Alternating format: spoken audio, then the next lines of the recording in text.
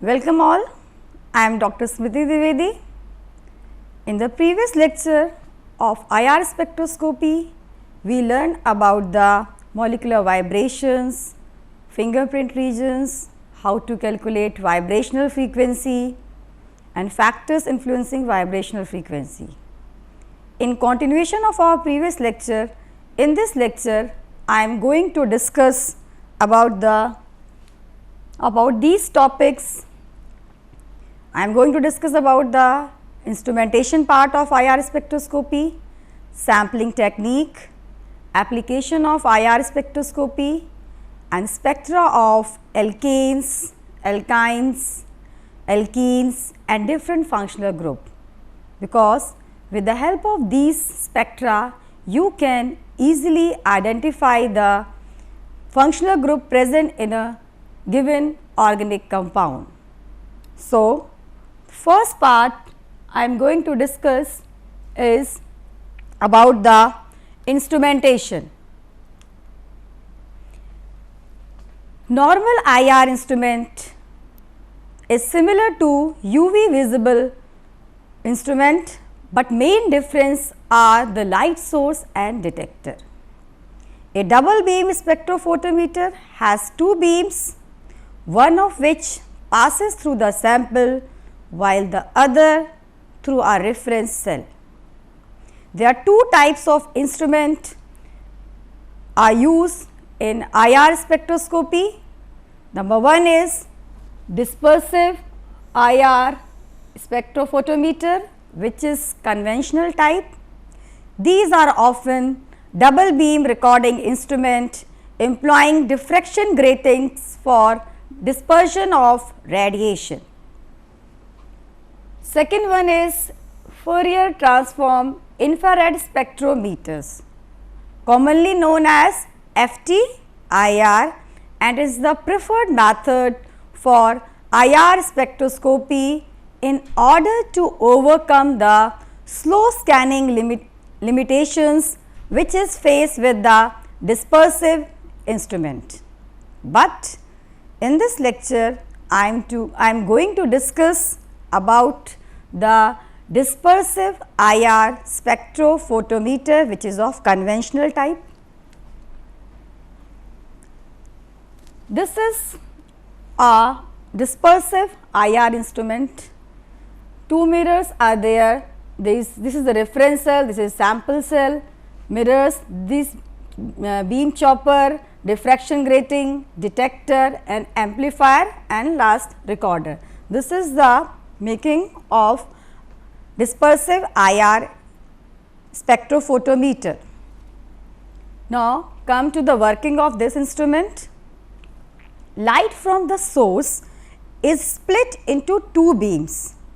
One of the beams pass through the sample under examination and it is called as sample beam, while the other beam is called the reference beam.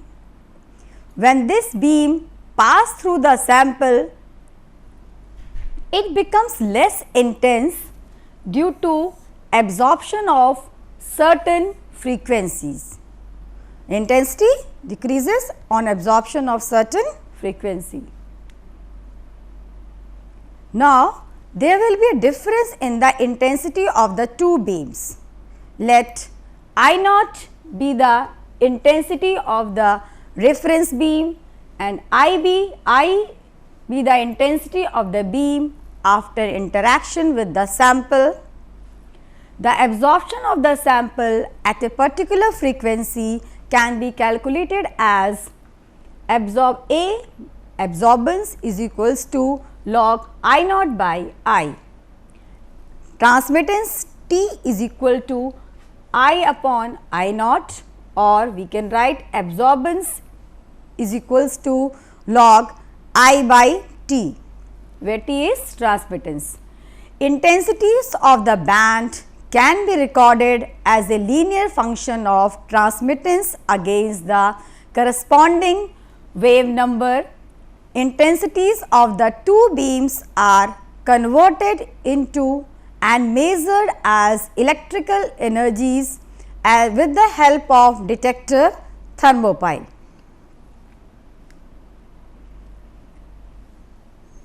how IR spectrophotometer works, we can discuss in detail. Two beams, sample and reference beam, made to fall on the segmented mirror, which is known as the chopper, with the help of two mirrors. This is the chopper. Beams fall on this with the help of two mirrors, M1 and M2. The chopper, which rotates at a definite speed, reflects the sample and reference beam to the monochromator grating. As the grating rotates slowly, it sends individual frequency to detector thermocouple. This detector converts IR energy to the electrical energy, and it is then amplified with the help of amplifier. Due to the difference in the intensities of two beams, alternating current starts flowing from the detector thermocouple to the amplifier. This amplifier is then coupled with a small motor which drives the wedge. The movement of wedge is coupled to a pen recorder which draws absorption band on the calibration chart. The movement of the wedge continues till detector receives light of equal intensity from the sample and the reference beam.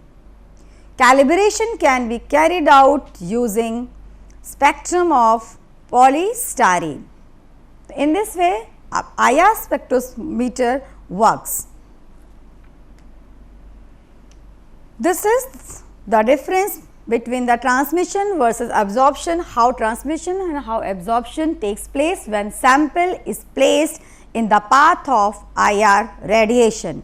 When a chemical sample is exposed to the action of IR light, it can absorb some frequency and transmit the rest. Some of the light can be reflected back to the source. From all the frequencies received, the chemical sample can absorb or retain specific frequencies and allow the rest to pass through transmitted light. The detector detects the transmitted frequency, and by doing so, it reveals the value of absorbed frequencies. Now, come to the sampling technique, which is very important part of the infrared spectroscopy. Various techniques can be employed for placing the sample in the path of infrared beams, depending upon whether the sample is gas or liquid or solid.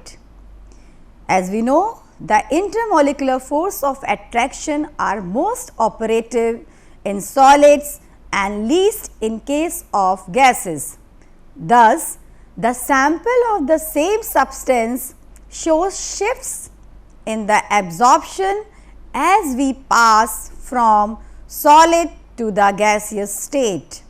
Hence, it is always important to mention the state of the sample on the spectrum, which is scanned for its correct interpretation. It means we have to mention the state of the sample, whether it is in solid state or it is in liquid state or it is in gaseous state on the spectrum before scanning.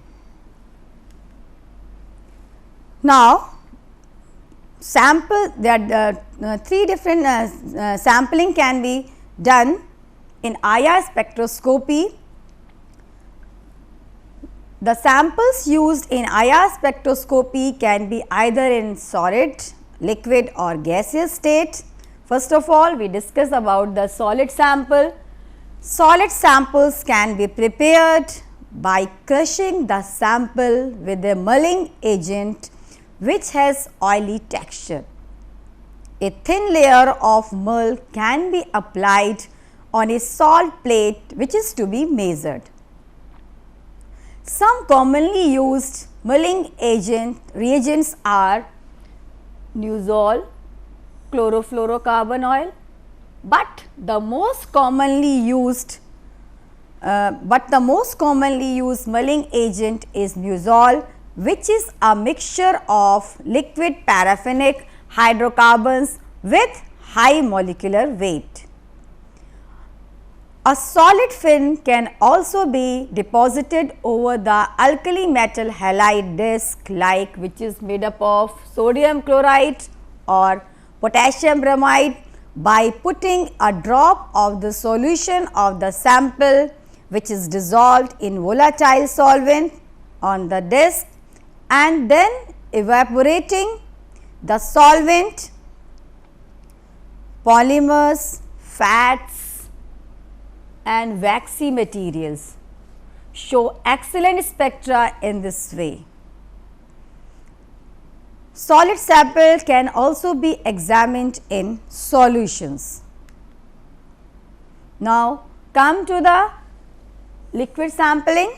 For the liquid sample, a thin film of 0.1 to 0.3 nanometer are generally kept between two salt plates and measured. Since the plates are transparent to IR light, salt plates can be made of sodium chloride, calcium fluoride or even potassium bromide. For samples that contain water, plates may be constructed with calcium fluoride. Now, come to the gas. When the sample is in gaseous form, so how sampling takes place? The gaseous sample is introduced into a gas cell.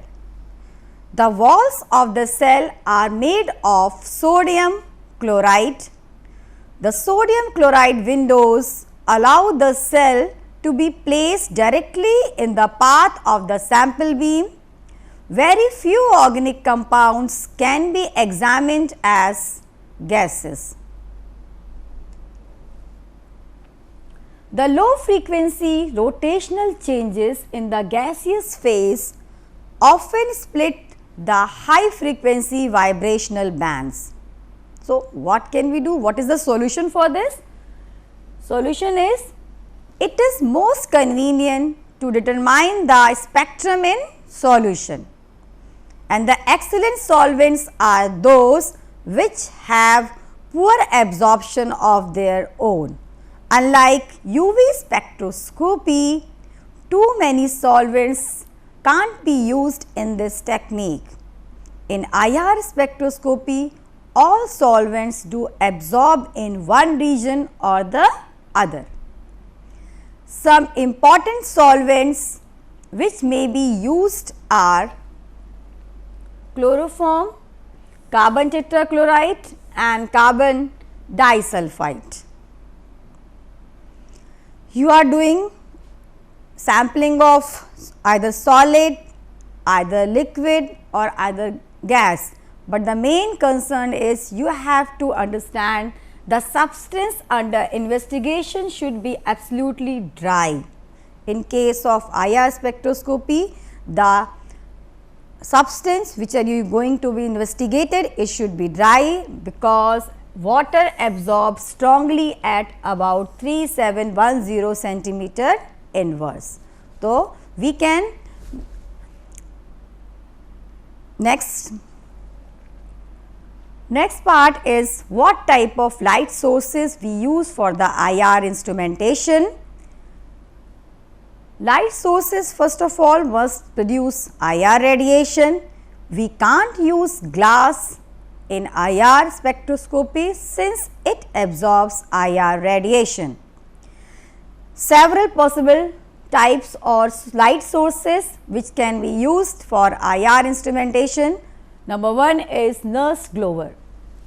It is the rare earth metal oxides of zirconium or selenium or thorium which is heated electrically by applying current to cylinder, and resistance to current flow generates heat around 1200 to 2200 degree centigrade.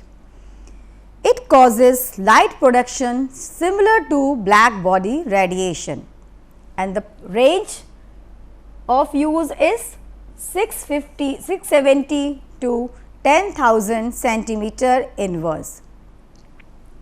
This is the nurse clover. Now, the second source we can use either Glover or either global. It is similar to the nurse Glover, but uses silicon carbide rod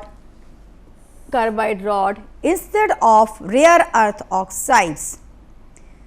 Usable range is similar, that is we can use usable range is 670 to 10,000 centimeter inverse for global also. Third type of source we can use incandescent wire source. This is tightly wound nichrome or rhodium wire that is electrically heated, and the principle of the incandescent wire source is same as that of the nurse clover, but the intensity of incandescent wire source is lower in comparison to nurse clover or glover, but lifetime is more in comparison to earlier global and glover source. Carbon dioxide laser, this is the another source. CO2 laser gas is a mixture consists of 70% helium, 15% carbon dioxide and 15% nitrogen. A voltage is placed across the gas, exciting nitrogen to the lowest vibrational levels. The excited nitrogen then populates the asymmetric vibrational states in the carbon dioxide through collision. Infrared output of the laser is the result of transition between rotational states of the CO2 molecule of the first asymmetric vibrational mode to rotational states of both the first symmetric stretch mode and the second bending mode. CO2 laser gives off a band of 100 centimeter inverse in the range of 900 to 1100 centimeter inverse. This range is small, but we can choose this band, which band, and many compounds have IR absorbance in this region. The intensity of CO2 carbon dioxide laser is more intense than the black body sources. Other sources we can use we can use mercury arc or tungsten lamp also, which is far infrared and it is near infrared range. Now, after the laser source, we come to the detectors we can use for IR instrumentation. There are two types of detectors we can use in IR instruments. Number one is thermal detectors. Thermal detectors is further two types we can use for IR instrumentation. Number one is thermocouple. This is thermocouple. In thermocouple, two pieces of dissimilar metals fuse together at the ends. When heated, metal heats at different rates. Potential difference is created between two metals that varies with their difference in temperature, and this difference in temperature between two ends causes a current flow in the wire. It is usually made with blackened surface to improve heat absorption. It is generally placed in evacuated tube with windows transparent to IR, but not with glass or quartz. IR radiation hits it and heats one of the two wires, and in this way the thermocouple works. We can use several thermocouples to increase the sensitivity. Next is bolometer. Strips of metal like platinum or nickel or semiconductor that has a large change in resistance to current with temperature. As light is absorbed by blackened surface, resistance increases and current decreases. This bolometer is very sensitive. Next, we can use second type is photoconducting detector. Earlier we have discussed the first type, this is the second type, which is photoconducting detector. It is generally a thin film of semiconductor which is lead sulphide and which is placed on a non-conducting glass surface and sealed in a vacuum. This is the vacuum part. Absorption of light by semiconductors move from non-conducting state to the conducting state. Resistance decreases, so current increases, and the range of use is 10,000 to 333 centimeter inverse at room temperature. So, we can also use this as a detector. Now, when sample is placed in the path of IR radiation, detector receives the signal, converts IR energy to the electrical energy with the help of amplifier. Then amplifier is connected with the recorder and IR spectra is created. Two type of IR spectra can be created. It must be absorption or it must be emission. If an IR spectra in absorption mode, it can be plotted in the form of, in the x axis we have frequency in wave numbers which is in centimeter inverse, and this is your percentage transmittance. This graph shows a spectrum in absorption mode. Look at this graph. This is an IR spectra in transmission mode. Here again it is plotted against the frequency in wave numbers and against the percentage of transmittance, and the graph above shows a spectrum in transmission mode, and this is the most commonly used representation. This is the most commonly used representation, and you have to find in most of the chemistry and spectroscopy book this type of the spectra representation. Therefore, we will also use this type of representation. These are the classification of IR bands. When you go through the spectra, you found different types of spectra. Some spectra are strong, some are medium, and some are weak. IR bands can be classified as strong, medium or weak band depending on their relative intensities in the IR spectrum. This is your strong band. You see, it covers most of the y axis, and this is the medium band. It falls about half of the y axis, and this is the weak band. it falls to about 1/3 or less of the y axis. So, 3 different types of spectra we are observed in IR spectrum.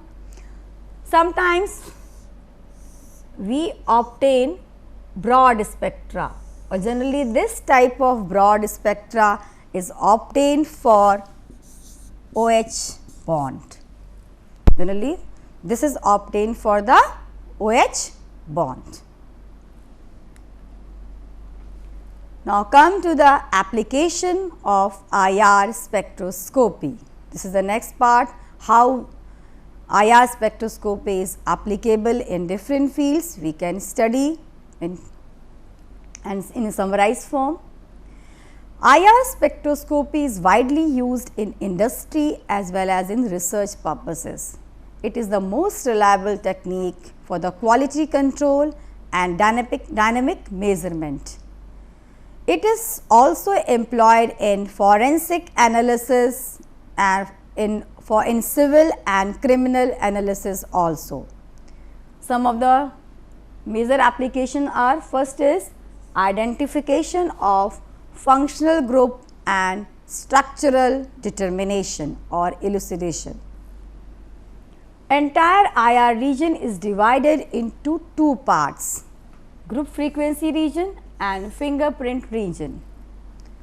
The range of group frequency is 4000 to 1500 centimeter inverse, while that for fingerprint region is 1500 to 400 centimeter inverse.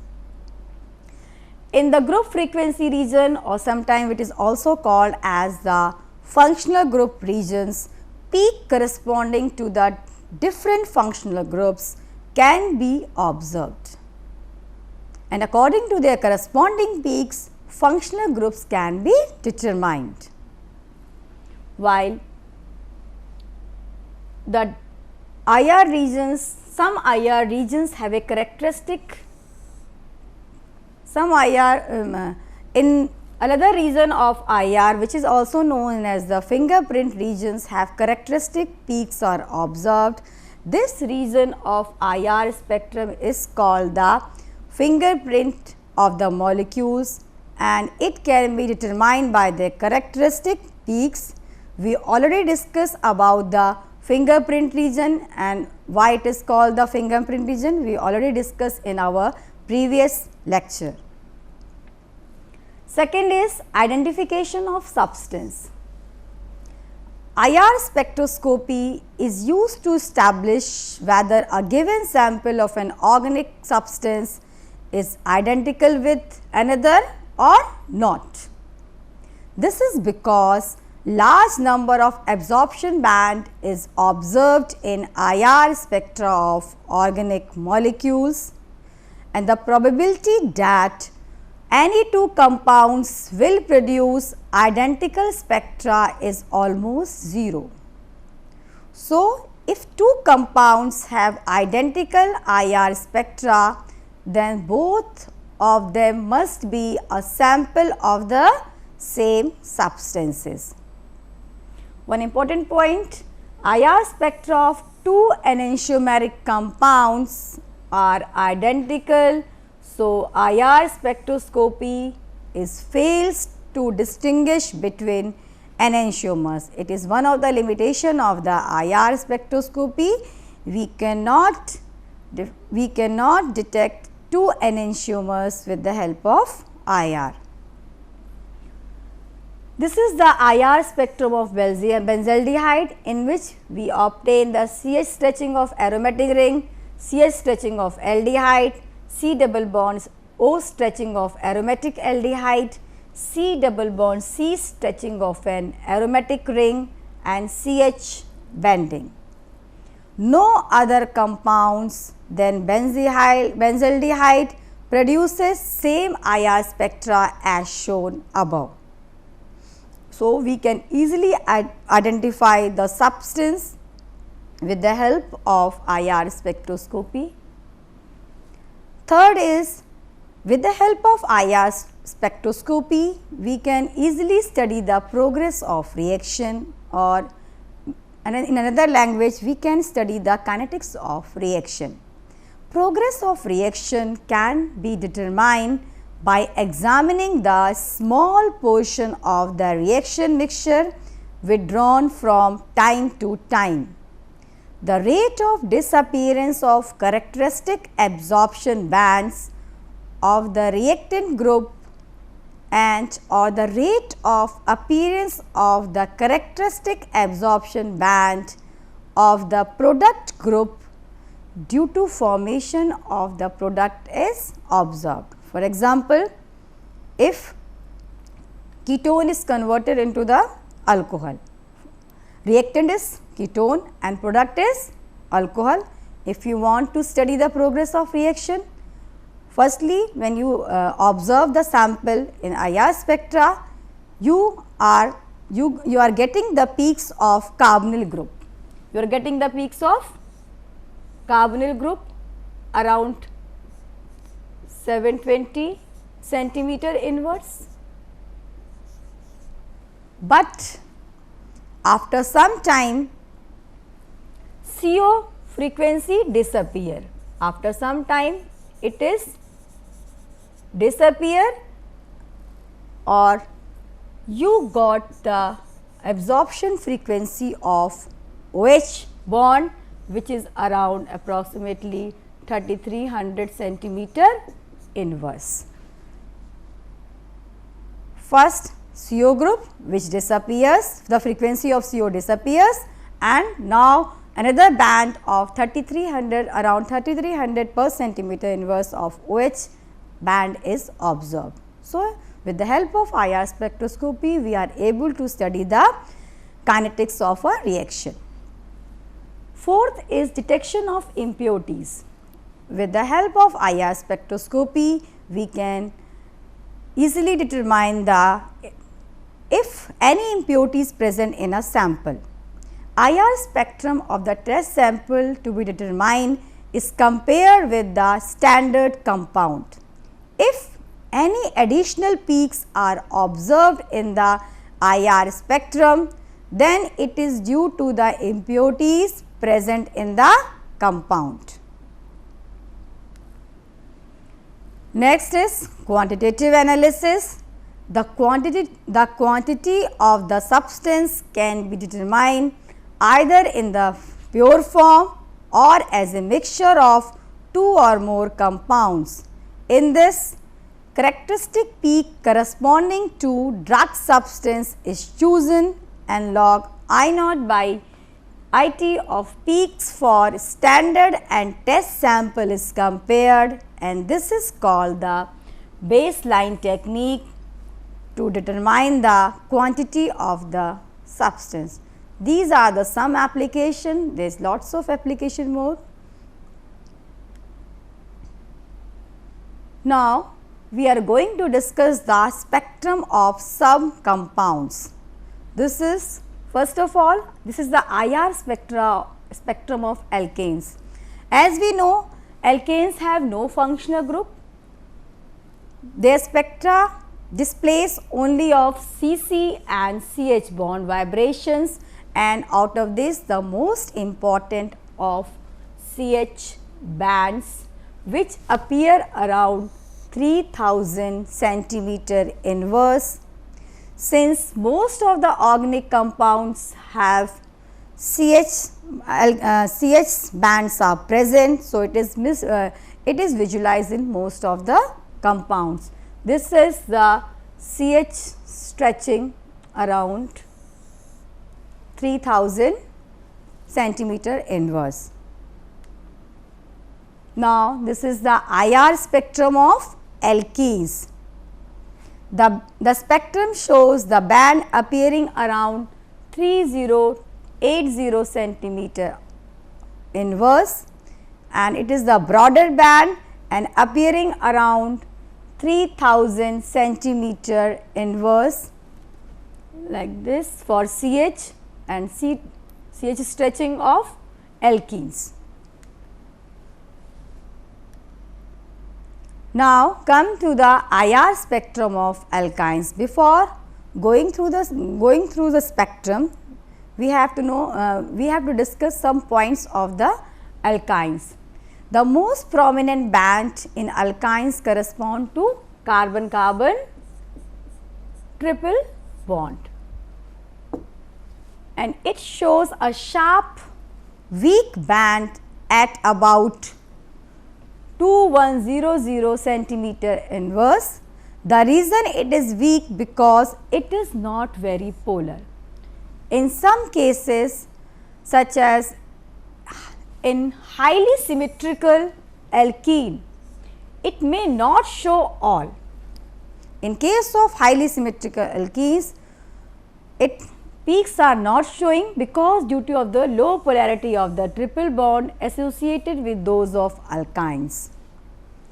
Terminal alkynes means where the triple bond is at the end of the carbon chain.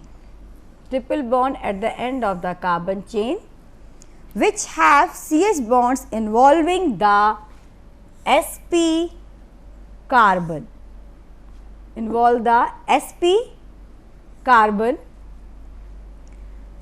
the carbon that forms part of the triple bond. Therefore, they may also show a sharp weak band about 3300 centimeter inverse responding to the CH stretch.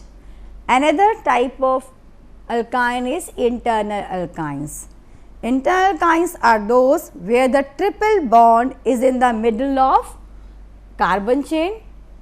They do not have CH bonds to the sp carbon, and therefore they do not have the CH bond band in IR spectra. The coming slides shows a comparison between the unsymmetrical terminal alkynes and a symmetrical internal alkyne. This is the spectrum of alkynes. This is the terminal alkyne, and this is your internal alkyne. You see, you compare the graph, this spectra. In the case of terminal alkyne, we observe the triple bond CH stretching around this, but in the case of internal alkyne, there is no stretching. In this way, you can easily differentiate between the symmetrical or unsymmetrical alkynes with the help of IR. Now, come to the IR spectra of nitrile. Nitrile is very similar to the alkynes, and nitriles have prominent band around 2250 centimeter inverse, and it is caused by the CN triple bond. This band has a sharp pointed shape just like the alkyne, but because CN triple bond is more polar than the alkyne triple bond, so this band is stronger than in alkynes. This is the C triple bond stretch. Now, come to the IR spectrum of alcohol. This is the most prominent band in alcohol is due to the OH bond, and it appear as a strong band covering the range of about 3000 to 3700 centimeter inverse. Their size and broad band of the shape is very prominent in the IR spectrum, and somewhat it is generally broad spectrum which is easily visualized in IR spectrum, and this is of the OH stretching. IR spectrum of a carboxylic acid. A carboxylic acid have the combined features of the alcohols and ketonic group because it has both OH bond and CO bond. Therefore, carboxylic acid shows a very strong and broad band covering a wide range between 2800 to 3500 centimeter inverse for the OH stretch. At the same time, they also show the stack shade band in the middle of the spectrum around 1710 centimeter inverse corresponding to the CO stretch. This is your OH stretch and this is your CO stretch large. Now, come to the IR spectrum of amines. It is the most characteristic band in amine. It is due to the NH bond stretch and it appears as a weak medium band, somewhat broad, but not much broader than OH bond. This band is positioned in the left of the spectrum. Left of the spectrum. Now, main point, primary amines have two NH band, therefore, they typically show two spikes that make this band and it resembles like a molar tooth, while secondary amines have only one NH band which makes them show only one spike and resembling a canine tooth. Finally, tertiary amines have no NH bands and therefore, this band represent altogether form a secondary amine because it shows only one spike. So, we can easily differentiate on the basis of IR whether they are of primary amines, secondary or tertiary amines. Now, come to the IR spectrum of aldehydes and ketones. Carbonyl compounds are those that contain CO functional group. In case of aldehyde, the group is present at the end of carbon chain, whereas in ketone it is in the middle of the chain. As a result, the carbon in the CO bond of aldehyde is also bonded to another carbon and hydrogen, whereas the same carbon in ketone bonded to two other atoms. Aldehydes and ketones have strong prominent band around 1710 to 1720 centimeter inverse. This band is highly polar CO bond. Because aldehyde also contains the CH bond to the sp2 carbon of CO bond, they also show a pair of medium strong band position about 2700 and 2800 centimeter inverse.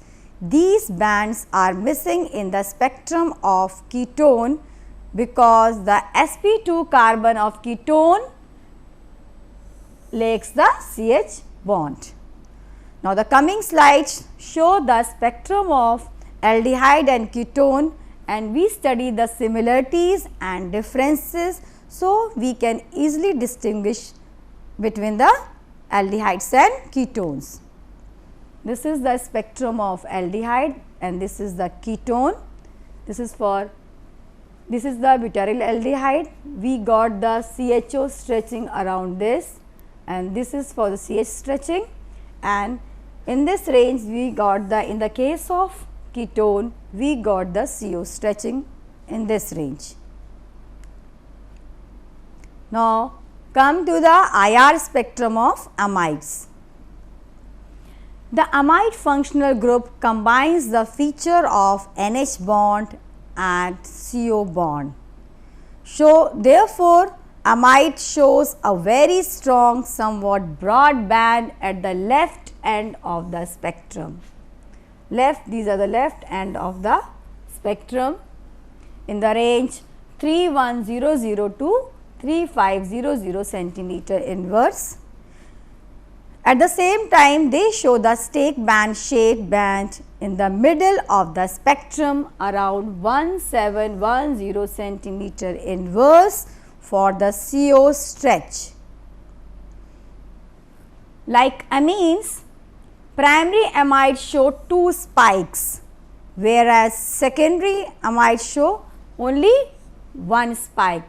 So, we can easily distinguish between the primary amide and secondary amide on the basis of spikes obtained. If primary amide, we got the 2 spikes, but if the amide is secondary, we got only 1 spike. So, it is we got 2 spikes, it means this is of the primary amide. This is primary amide.